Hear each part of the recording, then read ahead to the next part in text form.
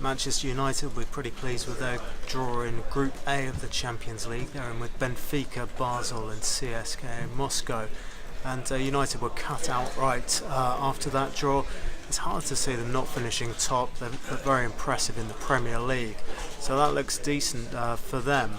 Looking at Group B, outlook a little bleaker, you'd have to say, for Celtic, who obviously, because of their lowly ranking, they're in with Bayern Munich and Paris Saint-Germain, a couple of European giants there, and PSG, exciting times for them. They're into about 7-1 for the Champions League.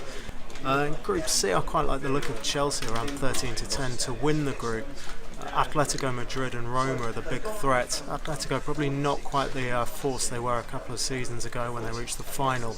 And Antonio Conte will really enjoy the tactical battle of Champions League football.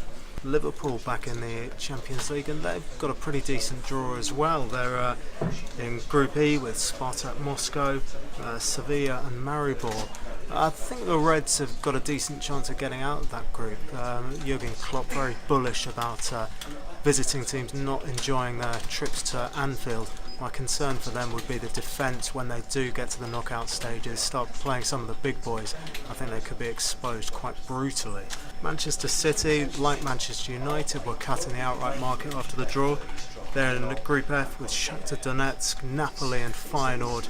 This looks a pretty easy assignment for City, I think. Napoli probably the main dangers. But they're another open attacking team who want to go toe-to-toe with City, and I think that could suit Pep Guardiola's men. In Group H, Tottenham Hotspur, they've got a tough task up against Real Madrid and Borussia Dortmund. And Spurs obviously playing their home games at Wembley again. I thought they were a bit unlucky in the Champions League last season, actually. They didn't make it out of their group, but they played pretty well in their defeats to Monaco and Bayer Leverkusen at Wembley.